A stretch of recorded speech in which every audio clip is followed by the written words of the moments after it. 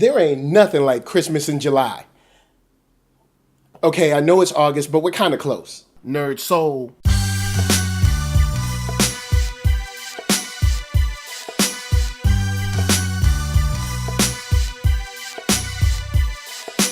Late Ill Kid at OneYoungsta holding it down, bringing that StreetGeek and NERDSoul. What is up, my people, today? Oh yeah, we're going to get into another wonderful episode of Talk Shop. And we're continuing our read-along of Ghostbusters. And this issue is all about the past, the present, and the future. Now, I know you guys are ready for some Christmas time. We're halfway through the year. We're almost there. You want to, give gifts, meet with the family, sing carols, kiss under the mistletoe, all of that wonderful stuff. But see, everybody doesn't get to do that. There's a young man by the name of Fraser. Well, he's not exactly young, but this old guy named Fraser, he's a businessman. He's been killing it for years. But though he's a great businessman, he's also extremely shrewd.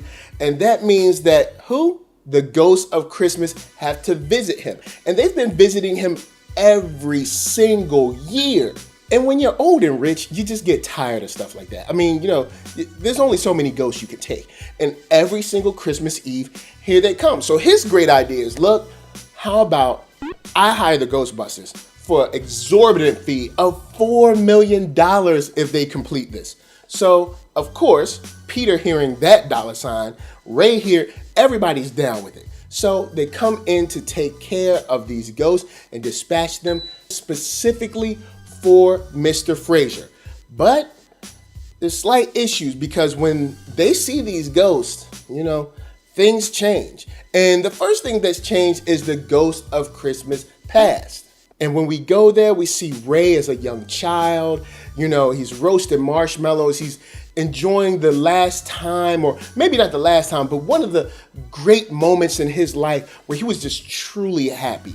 And of course, to dispatch this ghost, the team needs to stay together. So they're like, yo, Ray, snap out of it. You can't get lost in this fantasy. You can't get lost in this memory.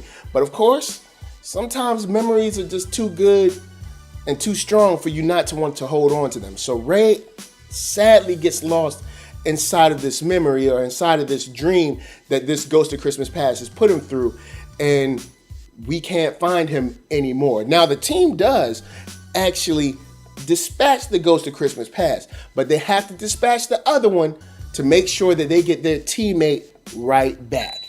Now remember when I said that Fraser offered them $4 million? Well, Winston was only offered $10,000 from Peter.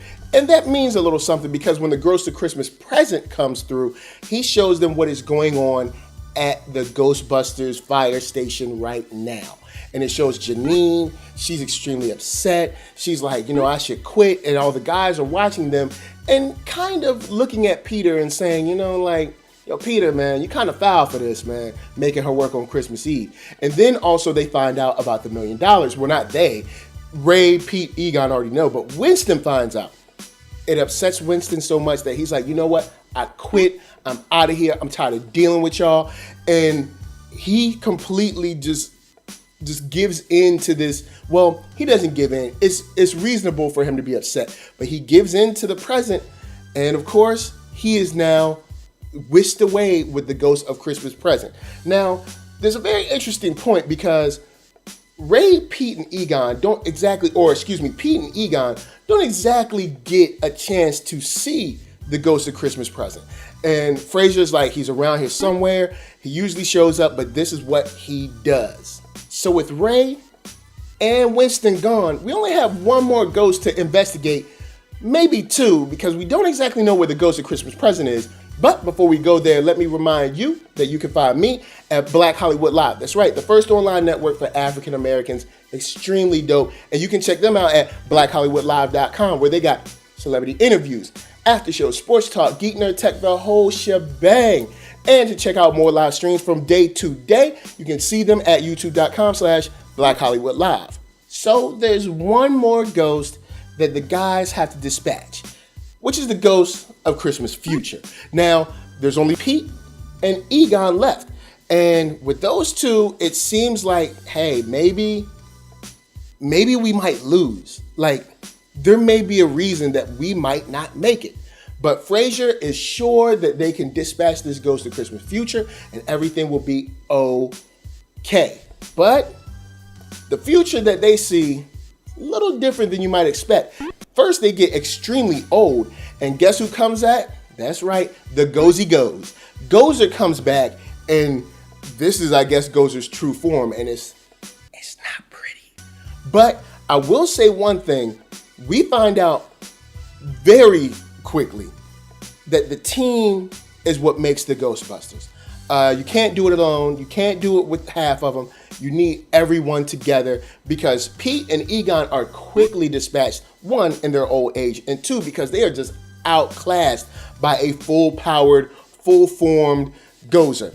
And inside of this fight, we find out that there was something interesting about the ghost of the Christmas present.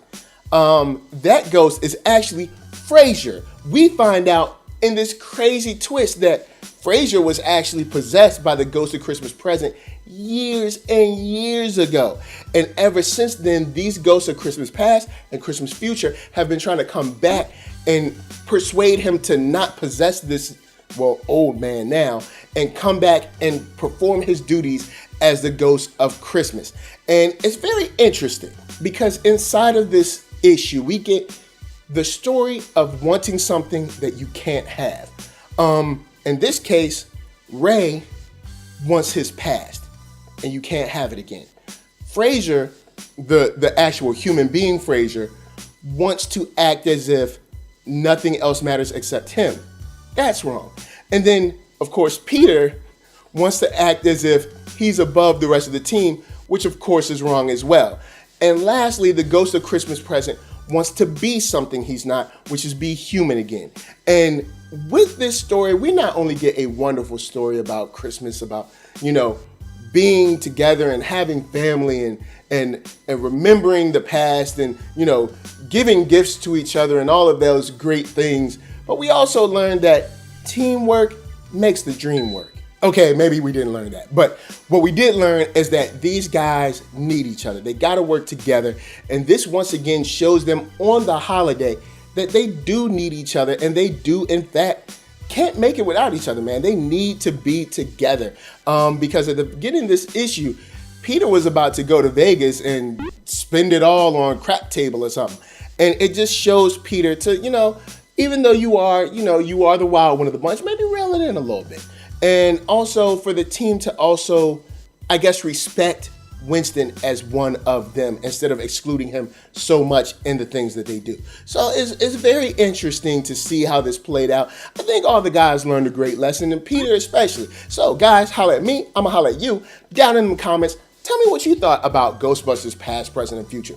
What was your favorite part? Who do you think learned the best lesson? And do you think Janine should quit?